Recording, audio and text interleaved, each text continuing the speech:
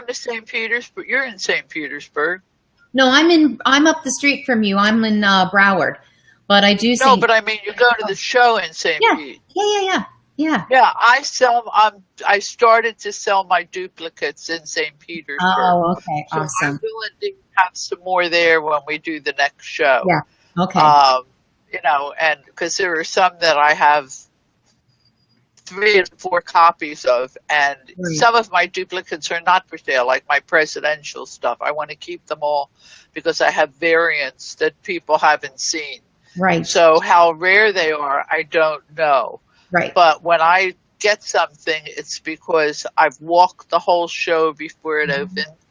And I have any miniature books, And when I fall in love with something, that's it, yes, you know. That's it. Mm-hmm. And and Todd said that Mike Garbert is well on his way to recovery. Hooray, hooray, hooray. And that his son was delightful. And I never met his son. So, I mean, you know, but that's another generation of a book dealer coming up, which is really terrific. Yeah.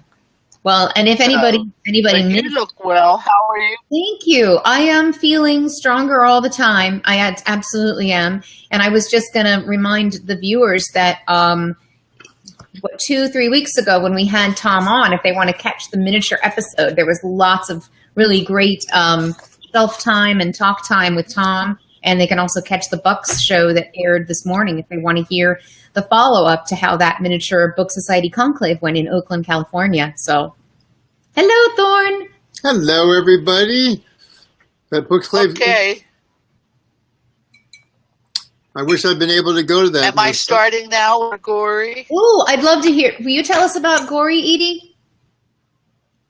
Yes, I would love to.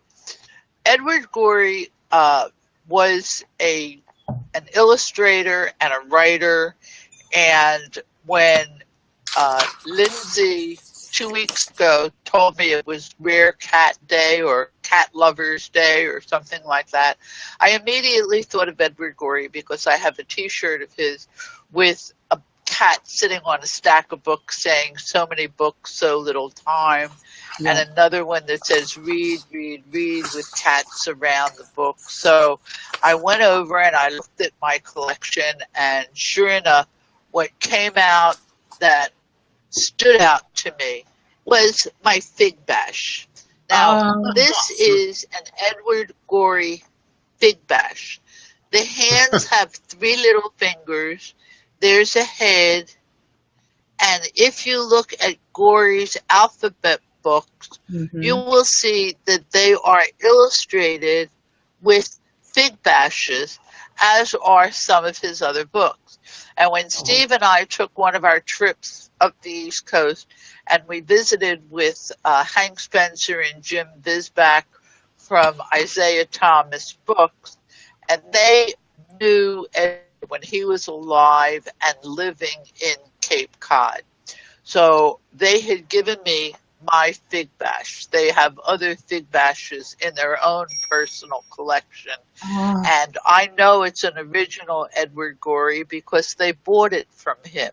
Right. Edward Gorey had he bought a house in Cape Cod. He was educated at Harvard and lived in New York and assorted places. But when he died in 2000, it was in Cape Cod. And his former home is now called the Gorey House, and it's a museum that you can visit for $8, or you can see it online. And I started to collect Edward Gorey illustrations and Edward Gorey books, and just really, really, really enjoyed it. And then to prepare for this show, I did some research on Gorey. He was 73 when he died. He never married. He had 25,000 books in his collection, which has stayed pretty much intact as a collection, you can see it in his home in the Edward Gorey house. And there are Edward Gorey stores where you can buy coffee mugs, T-shirts, posters, duplicates of his books, etc. They don't know how many books he illustrated for other authors, but he was always in the back of the theater that he had built in Cape Cod, and his shows that he had some shows that were done by puppets, and the puppets were for sale after the shows, and he never sat down in the theater. He would always be in the back of the theater watching the reaction of the audience, and Hank has shared with me that they always saw him, they enjoyed seeing him around town, and they enjoyed seeing him sitting and sewing his Fig Bash dolls, which they had got. The original ones were in white and black, and they weren't signed by him, but later on, as he was making them, they made up little signs that you could punch a hole into and connect it to one of the Fig Bash dolls if you were lucky enough to have them. Oh, fun. It said, handmade by Edward Gorey, and the little signs were signed by Gorey. And so, you know, that was just fun. His theater, unfortunately, burned down, and it was never rebuilt, but his home stayed intact. And he loved animals. If you go and you Google Edward Gorey, in almost every picture of him, you will see him surrounded by cats. And when he died, all of his money and the money that's collected from the Edward Gorey house goes to help animals, but not just cats and dogs and bats and any kind of living animal. And in his house, in his attic, he had raccoons that took place. And where most people that got raccoons would call in an exterminator, he fed them and took care of the raccoons that lived in his house. Because he was such a lover of animals. And so I thoroughly, thoroughly enjoyed reading about him. And I think that anybody that likes miniature books would enjoy reading about them. The books that I have in my collection, I have one of his alphabet books, which is illustrated with the fig bats. And the fig bats I just think are so ugly that they're cute. And when they first came out and he sold them, they were sold for $25, $10. Then when he started to make the colors, they started to go for $75. Now when I looked them online, there were a couple that sold between $400 and $500. So this one, which is an original Gorey, I mean, look at it, it's ridiculous. But I figured that it's worth about $500 now. Yeah. And he stuffed them with rice and used chopsticks to stuff the fig bats so that you can't put them in plastic bags. You got to keep them high so no animals are going to want to eat them. Yes, exactly. And you have to keep them out of the sunlight. So that's my Edward Gorey story. And as I say, it would be wonderful if you got up to Cape Cod that you could go and see the Edward Gorey house and the Edward Gorey Museum. Yeah. His favorite two books when he was growing up were Alice in Wonderland and The Wizard of Oz. And I think that that can attribute to how he designed his fig bats. And he has one that's shaped like a bat and different things. But the fig bat is the most well known of all of them. And so that's pretty much what I have to say about Edward Gorey. Iconic. Cool. When he died, all of his money went for bats and dogs and cats and snails and frogs and raccoons and save any living animal. Oh. How nice he is. That's really, really sweet. I've always been a Gorey fan. I think I've sold a few things here and there, like some of the theater ephemera and from when he did the set and that great book that accompanies that. And the little bat, I was just reading, the little kind of silvery bat, apparently, rumor has he gave that to each one of the cast members in the play when he did the set design for that. And he also made salamanders and frogs and elephants. And Bromer Booksellers in Boston, they had an elephant in a catalog, I think in 2001 or so. And you will. Oh, so you got to see them. You will occasionally see, the Fig Bash and some other things come up at auction. PBA, I think, had a Fig Bash up relatively recently, but yeah, there are hundreds now. I think they should be more, quite frankly, because how unique is that? I mean, there are a good amount of his books, even signed, even limited, but the stuffies, that is so wild. And if you're a Gorey nut, I would think you'd just be on a hunt for the holy grail of all 5 of them. Oh my gosh. That's kind of fascinating. Edie, thank you so much. That is so cool. It's funny. I have a confession to make. Kind of What? like Edie, I was, if you saw me looking to the side here, I was checking my inventory because I remember buying, I think, Kara, at one of the shows I saw you at, probably New York or Boston. Yeah. I went down the couple of booths from you, and somebody had a little Gorey book. It was one of the shows that had the private press section in it. And it was signed by Gorey and somebody else. I forget what. I could go look it up because I just realized I never got around to listing it. You I didn't kept download that. it yet. Ooh! I decided it's. I don't remember what it'd be, $300 to $600. I mean, we'd have to go play with it a bit. But I remember thinking, you know what? This is too funny. When I first ran into Gorey, seeing the books, I thought that this is probably a very sick puppy. But it turns out that Edie is a very, just what you're seeing him do, he's very interesting designs. Like, Alice in Wonderland is a little out there to begin with. You ever look at some of those pictures? But yes, yeah, I've heard what Edie was saying, that he was a very nice man, beloved by his community. Mm-hmm. I'd heard something about his estate went to an animal foundation or something. I wasn't too, thank you, Edie, for telling me about that. I'd heard rumors that he had no children and didn't give it to, the local, museum or something. He I guess to keep the income going, he gave it to animal preservation or something. And apparently, I've heard he was a very, very nice man. I never had a chance to meet him or even see him speak or anything.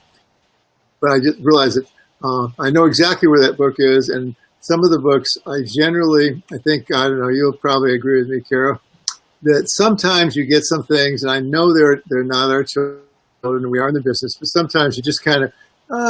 I guess it's for sale, but it just hasn't made it online in about 3 years, and maybe I'll get around to it after this show, and maybe I won't. I know where it is. It's right over there. Exactly. You can be I can see it from here. You can be a guardian of it a little longer, and then sell it. We really get to be the guardians of these things before we pass them to the next owner. Kind of like a Patek Philippe watch. What's the line? You never really own a Patek Philippe. You just care for it for the next generation. So that's kind of the philosophy I'd like to take with some of my things. Definitely. Speaking of guardianship and passing things on, since we're kind of segueing into our Cuban theme today, and we're talking a lot about Hemingway and his library, and of course it being kind of left in the guardianship of the Cuban government from 1961 on, and only now are we starting to see some of the material come to light. I know we'll be talking about that later in the show. And so my little contribution to our Cuban little fiesta is just a few pieces of my random Cuban ephemera that I have. This is a photograph of the 1939 I'm not sure, how large in the region he was a champion, but he was a boxing champ, and his name was Lorenzo Sofora.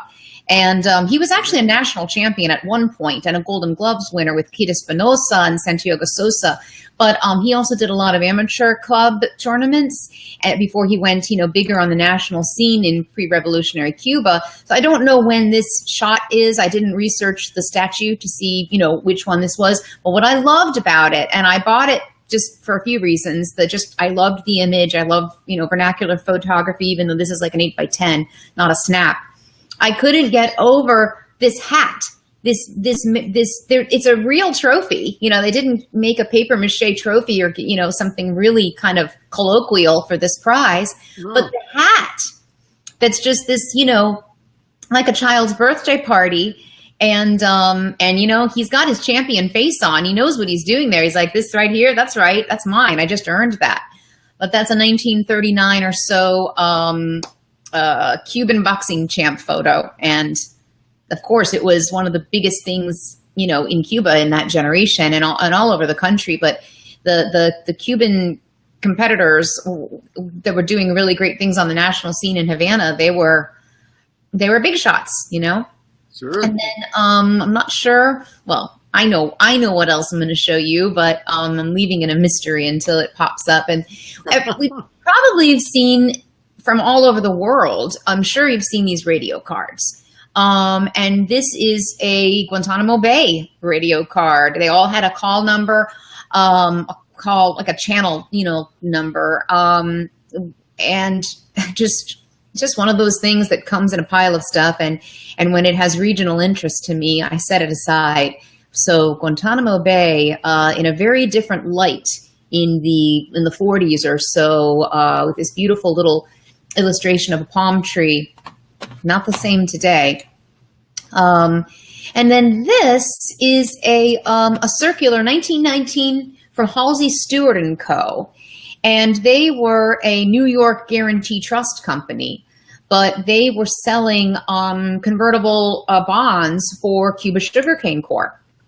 And when you open it up, it shows, this is just running the numbers like you would, show anybody now who you wanted to do a good buy into it. And, what's crazy is when you look at the 10-year percentage capitalization, this is in 1919, they're looking at 25 million. 25 million, I'm not going to get into economics because I know nothing about, how that would translate to, today and the stock market and how many shares when they went public and all that kind of stuff. Of course, this is pre-crash, but this is really the height of sugar being exported out. Lots of interesting, shall we say, debatable perspectives on in general on exports leaving the Caribbean nations from the 17th century forward, but especially in the 19th century and the early 20th when we were just using really cheap labor in the 19th century, slave labor, all the way up until the turn of the century in Cuba, even though many other countries abandoned that mid-19th century. And so the next letter, this is one of my favorite things because of it's kind of terrible to look at, but of course this was written on a ship. This is written on chandlery letterhead, and it's from A.S. Carter or A.S. Cates. He borrowed the letterhead says out of Baltimore, but he borrowed it and repurposed it and crossed out Baltimore, as you can see, and just crossed it out that he was in Trinidad, Cuba, not Trinidad and Tobago. And he's reading this in 1879, and he's writing it home to his daughter. And it's in, of course, many, many, many people in the 19th century were not formally educated, and so his spelling is colloquial.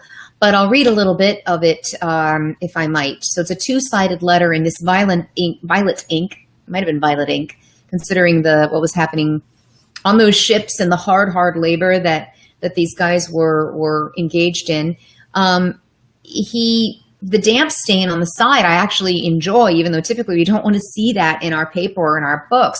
But to me, it's just this kind of evidentiary stain of it being on this waterlogged ship. And he writes on June 14th to his daughter, talking about future business in Philadelphia and New York and Boston and Brooklyn. And he talks about, paying accounts to Simon Simpson Clapp & Co. in New York. And really the poignant part is his wishes for letters from home. And so he says, "Dear daughter, I'll go to Phila or Boston. So that will be all in this week." But I think he might be leaving Cuba and not going to all these cities in a week. "My health is good. The weather is hot. They told me in Santiago," and he spells it S-T like Saint Yagos. Now there's a Saint Yagos high school in Jamaica. And there is also a Saint Yagos bridge in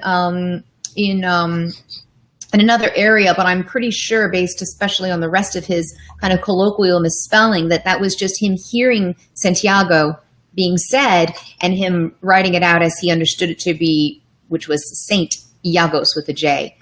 I wrote you from Santiago twice. I hope you're warm all night. I have been looking for a letter from you.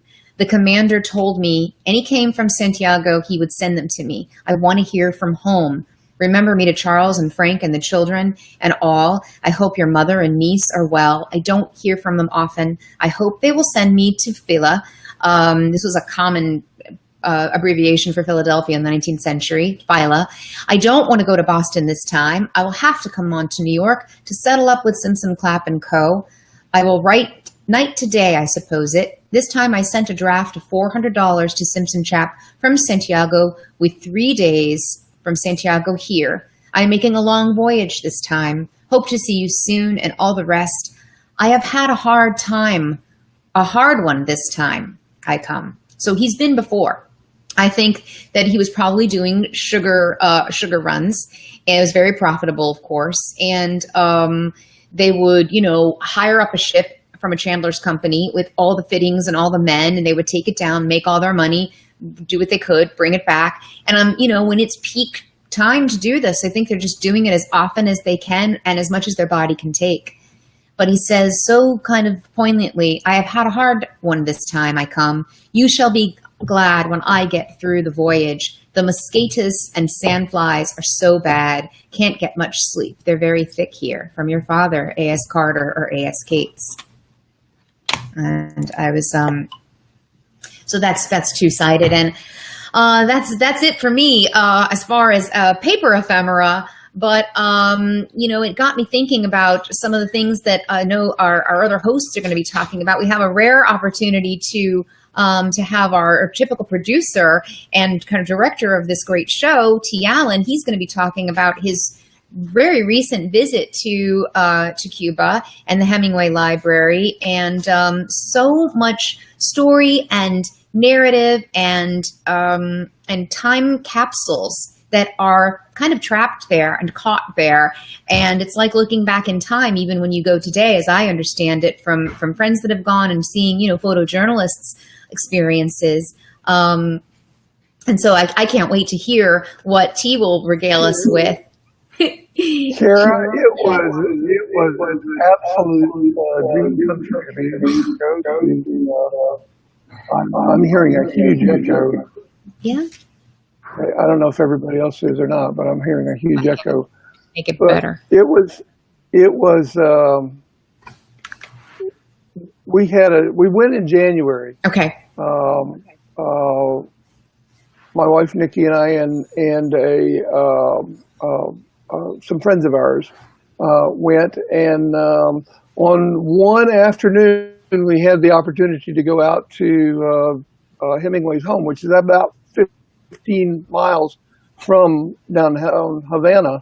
It's up on a hill, and I'm going to put a picture up here. If I succeed in doing this, I'm going to be able to put up a picture here. Ooh. This is the front of Finca Vigia. Yeah. Finca Vigia, which is which in English is Lookout Farm. Mm-hmm. And it's aptly named because it has a great image or a great view of downtown Havana, and it's particularly a good view from the writing tower. Mary, his fourth wife, Mary, had a writing tower built because she thought that would be a good place for him to be able to work. He never used it. The cats used it. Right. The cats lived up there. But they have today they have a desk set up there, and they have books on the shelves up there. But what was fascinating to me was the books. Well, I have to show this self-indulgent picture first. Absolutely. Yes. I have to put this self-indulgent picture up there. This I had to prove that I was there. That's right. Self-documentation. That's right. So, so I was able to do that, and one of the things that is wonderful about about his house, about Hemingway's house, is that you can walk all the way around it. You can walk all the way around it, and all the doors and windows. It's all on one floor. All the doors and windows are open when the museum is open, and so you get a good view into every room. Apparently, these days, to be able to go into the house, because apparently, from what I understand, people made off with pages from his books. They would tear pages out of his books, and so they put a stop to that. And you can walk around, you can look in all the windows, you can look in all the doors. They're all open during the open hours, and you can see. And there's a picture of Hemingway in his. Now he had an office in his bedroom. There was a section that was a bedroom. We'll see that in a minute. But then he had a section where he had a desk, and that's where he worked. Was set up the desks where he could stand up, and because he had injuries, and we're going to talk about that too. He had some severe injuries. He had one from his war years when he served in Italy, but then, and he eventually recovered from that. But then, after he was living in Africa, or living in Cuba, he went on a safari to Africa, and he had a plane crash, and we'll get to that in a minute. But one of the things I wanted to share was in his office. I had the opportunity to photograph all of his bookshelves all the way through the whole house. And the reason I did that is because I was nosy and wanted to look more carefully at his books. Yeah. So I have pictures of all of that. And in preparation for today, I checked to see how many Cuban books would be there. And there were only a couple, actually. I bet, very few. So they're I'm going to pop this up. One of them was, whoa, it's hard to talk and chew gum at the same time. One of them was Portrait of Havana, which is a travel book, actually. And I looked it up and found that it had some interesting insights. Of course, it had interesting insights about Cuba before Castro. And all of the books, everything in his library reflects the years before Castro. Yeah. Because, as we know, he left about the time Castro came to power. He left. But I wanted to show you another thing that was on the shelf here, and that was if I can get to it. That was a book about it was Our Man in Havana by Graham Greene. Oh yeah. Of course it was made into and there I think is Our Man in Havana, and it was turned into a brilliant movie, hilarious movie. Book is hilarious, and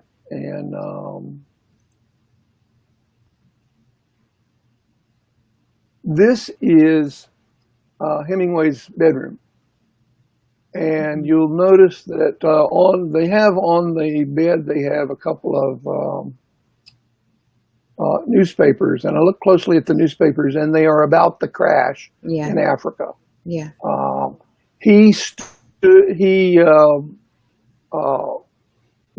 set up his desk so that he could stand up and write standing up, because after that crash, it was much more comfortable for him to stand up than to sit down.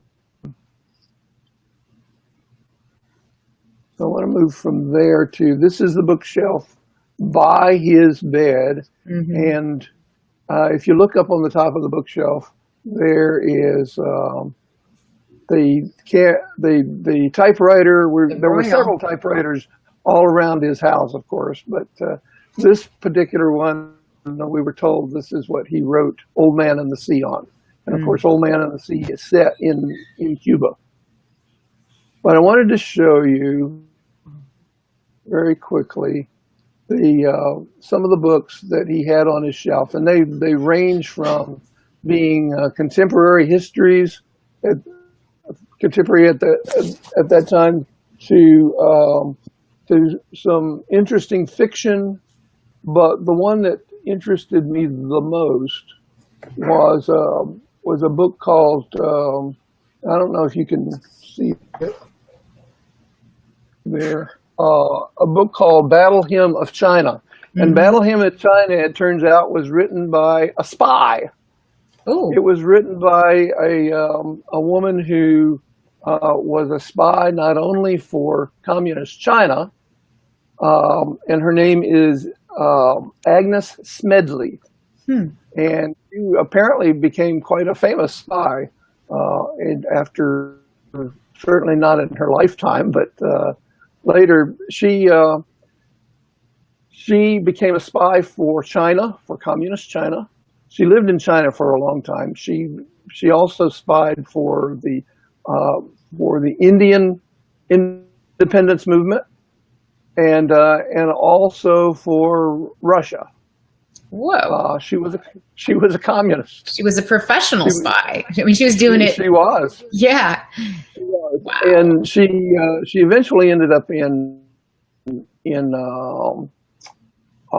Shanghai. And this fella, whose name is, he was a spy master for Russia, and he was in China. She became his lover, and she introduced him to a spy a fellow in Tokyo, who became a spy for the Russians. Wow. And she was also worked. She spent some time in Germany, and she worked for newspapers in Germany. She was a journalist. She was actually a journalist. This guy was a spy, but his cover was that he was a journalist. At any rate, she wrote in her later years. She wrote a book about her experiences in China, and that was the book that we see on the shelf there, the Battle Hymn for China. And it was about her experiences in China with Chiang Kai-shek and with Mao. And she when she came back to the United States, she was on the list for the House American Un-American Activities Committee, and she was called to testify. She never testified. She instead left and went to Europe, to London, and that's where she died. Wow. At any rate, that was one of the books, and I thought it was interesting that she was on Hemingway's shelf. Hemingway's three of Hemingway's of his four wives were journalists. Yeah. And he was always attracted to journalists, and so even though she had this other life, Agnes Smedley was a journalist, and so I thought it was interesting that that he was attracted to her. To her writing, at least. So I think I've run out of all the time that I can spend here, and so I'm going to go back into the booth. But before I do, I'm going to go back and hide in the booth. But before I do, I just wanted to remind everyone that the Rare Book Cafe is brought to you by the Florida Antiquarian Book Fair. And I also wanted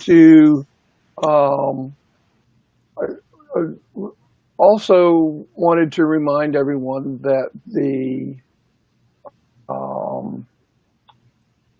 support for the Florida Antiquarian Book Fair also comes from Little Sages Books in Hollywood. Thank you, Kara.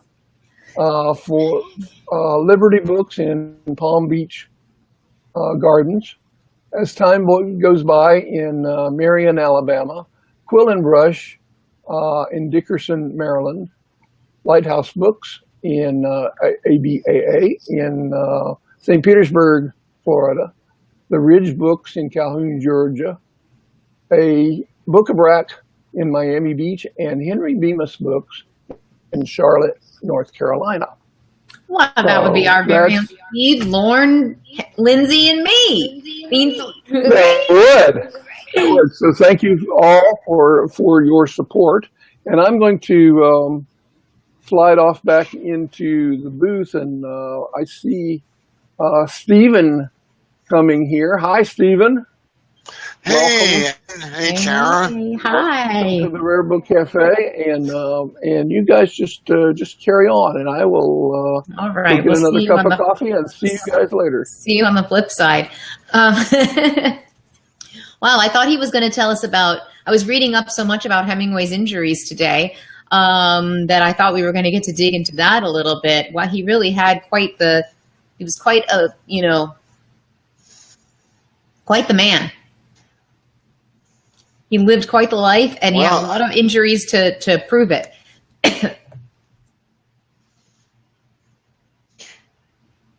What's up, Steve? Kara, I can't. I'm trying to follow what you're saying, but I can't make out the words. No worries. It is very garbled for me, so it's really hard to respond to what you're saying. Go ahead. We can't wait. I'll just listen to you. Okay, well, if I'm clear and there's no echo problem, let me start off with what I was going to say, and as the images come up, we'll start talking about those also.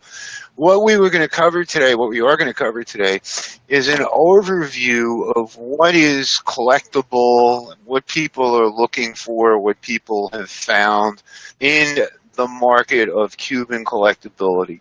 I'm in a fortunate situation this year that I'm working on a collection that shows just what an amazing range of collectability there is.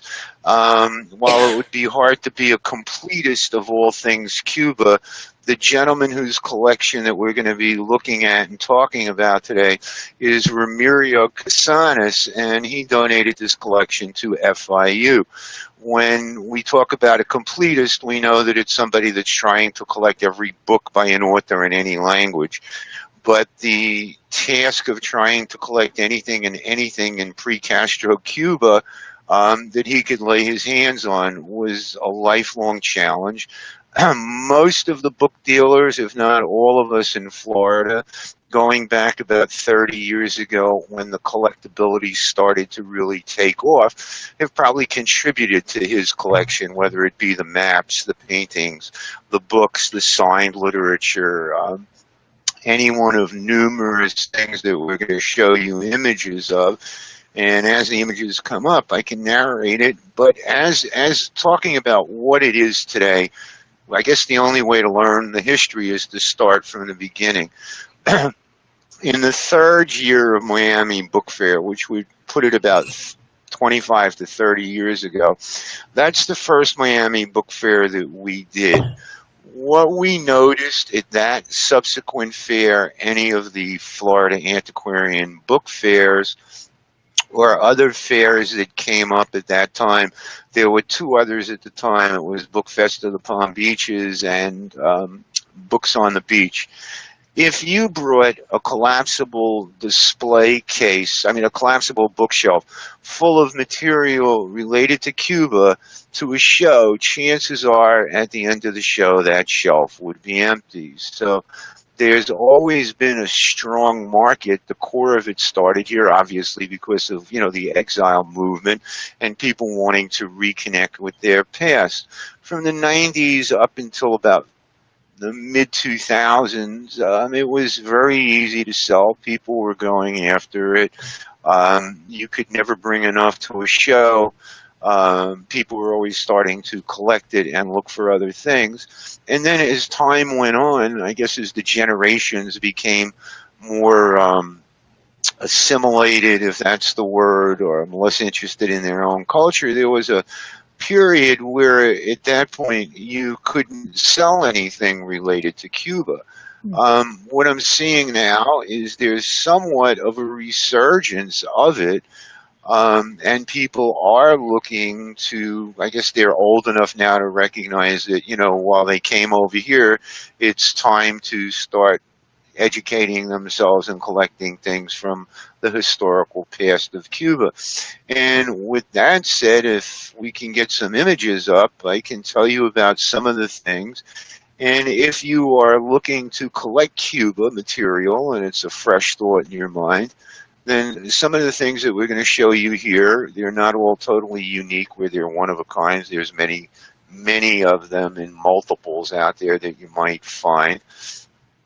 You can formulate your collection of Cuba history in many ways, from literature to the wonderful travel and tourist type books that were published to the political aspects of it and so on.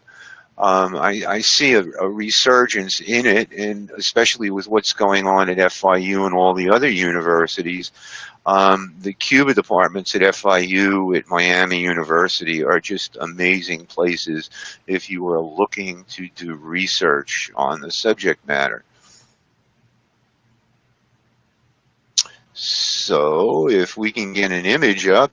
Okay, I don't see any images. I see that images are up, but I don't see any images. So based on what is the first aid of the situation, I am going to go out and come back and let Jenny Lynn's tour. Okay, you tell me and I'll go. Okay, I don't see the images, but if you can give me a caption, I can play from that. Okay. Jenny Lynn's tour is an 1850s tour of Cuba that is, again, somebody's early travels over there, done more from the eyes of a tourist per se than what we would call travel and exploration. There's a lot of books in that area where you start seeing 1890s and earlier books on travel to Cuba and possibly with there we go, Jenny Lind in America. If you start looking at books like that and you have them or you're looking to acquire them, that is a good place to start. If we just move the images and I will talk as they come up.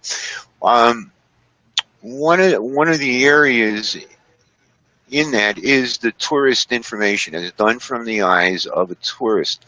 Another one that's there is Will Carleton's book, The Swedish Nightingale. I'm not sure. Yes.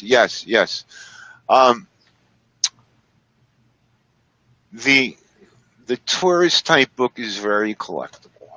Don't see another image. Through America and Cuba, I'm not seeing it. I see Through America and Cuba. Okay, something else. Anything Cuba, the catalog. Okay, this is a catalog of books that were offered for sale in the 1920s in Cuba. As I say, there's no limit to what people are looking for in this area. One of the interesting stories, and I think anybody that knows this book, U. Thomas's Cuba. U. Thomas's Cuba was considered, although there's not an image of it, U. Thomas's Cuba book was considered the definitive work on Cuba at the time, and it was not challenged the way some of the other books were. So an amusing story that we as book dealers would tell every summer as we would go away or come back from the summer is the book was selling down here at that time for $75 to $150. When you bought it anywhere north of Washington, you paid anywhere from about $8 to $25 of that book. So there used to be a contest who could bring home more copies of U. Thomas's Cuba from their northern buying trips. I'm going to try and go out and come back in because I can't follow it from the narration. Kara, can you just take over for a minute? Sure. I am going to exit and come back in because I'm frozen. I'm sorry. Okay. Yeah, okay, so we're going to pause on that because I only want to hear Steve's narration of these wonderful, wonderful pieces. Forrest had just made a comment to the Jenny Lind piece that we did see as the first slide, and that was that she was hardly a tourist. And that's something that I'm not really familiar with, other than I'm assuming, this kind of like white privilege, I guess, moving through the 19th century, doing her overlanding and her grand tours. So Forrest, if you have any more comments about that, that'd be really, really welcome, because that's something that definitely is one of the big facets of what we're doing. And I here's see Steve. that I am back in the show, and I am looking at Catalogo Especial de Libros Cubanos. Kara, are you in with me? I'm here, yes. Go ahead, rock and roll. Well, let me tell you what we're looking at. This is a 1920s catalog of books that were offered for sale in Cuba. I think I photographed one of the other pages. So if you would just send up the next image of that one, we can narrate some of the things that were there. I don't know about anybody else in the book world, but I love reading these vintage catalogs, the descriptions of the books then, and especially some of the things that you could have bought them for those days and those prices. I don't know a book dealer in the country that doesn't usually collect some kind of early vintage catalogs of books for sale and so on. This was just one that Ramirio picked up, as well as a few others. Still waiting for another image.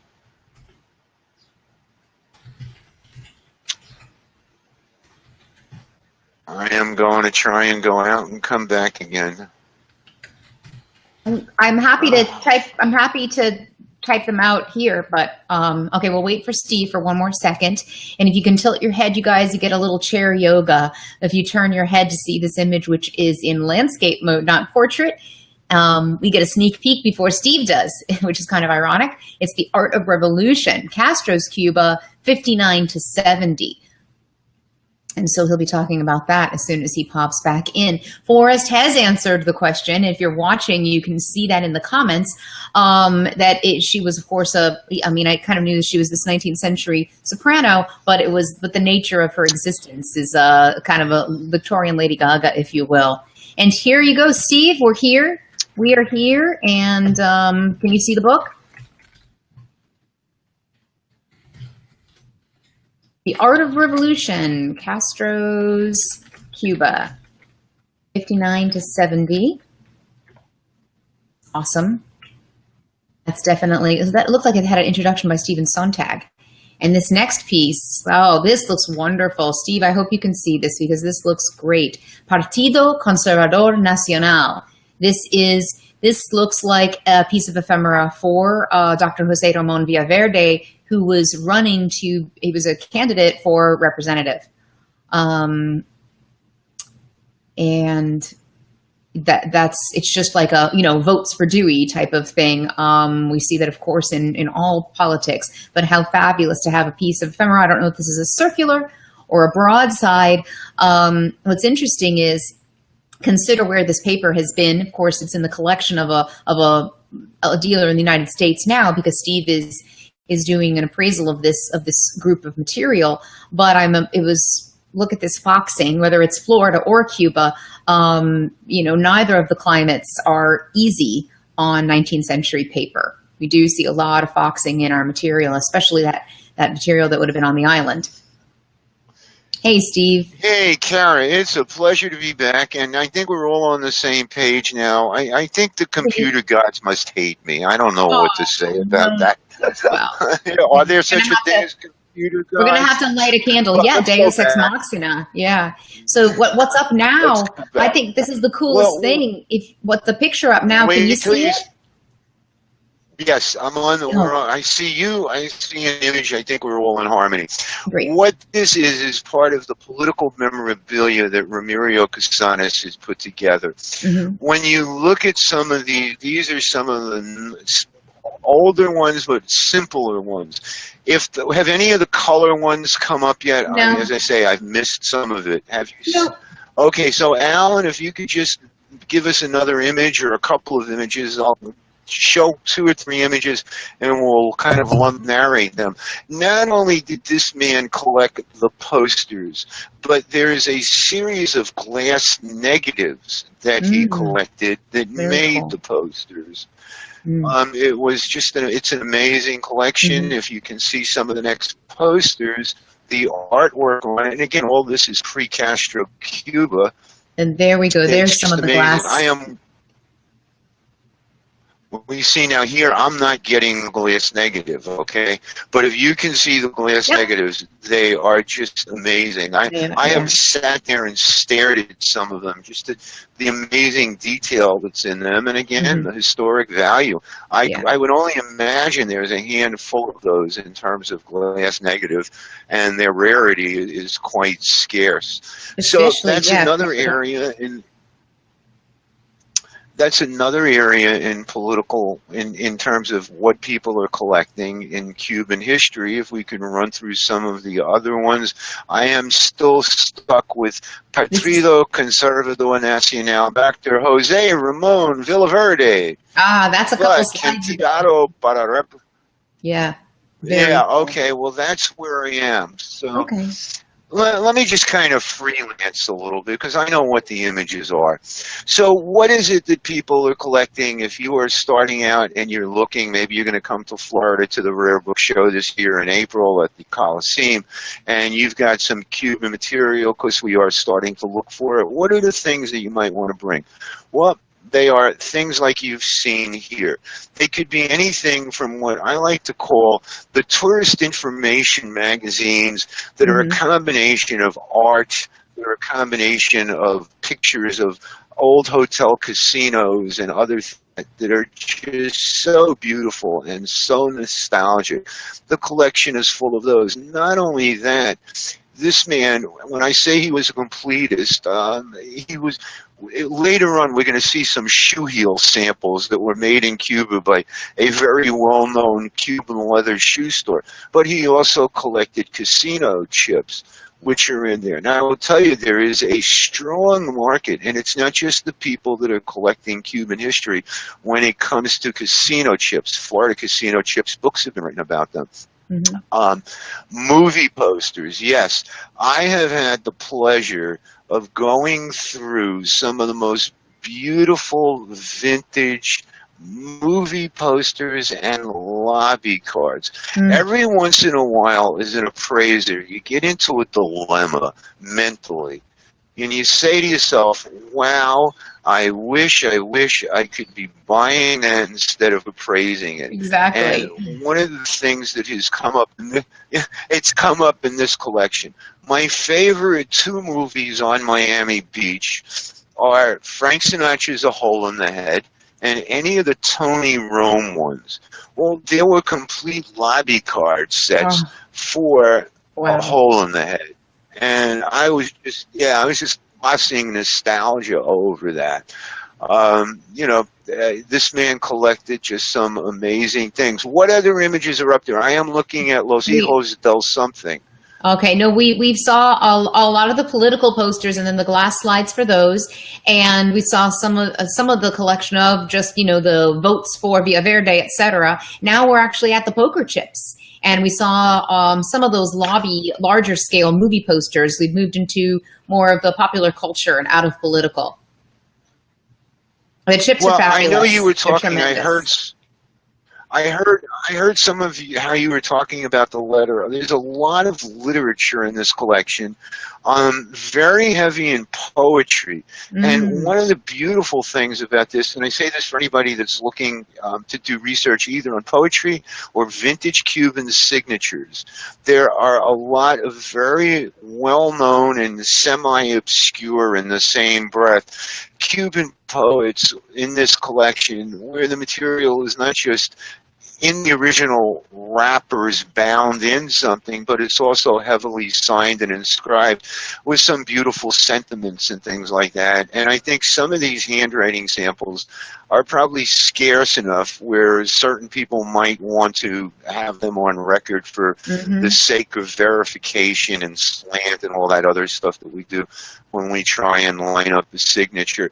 There are also a lot of other things, a lot of hard collectibles, street signs, if ever was street signs, especially the old enameled ones, are very, very collectible, and they are out there.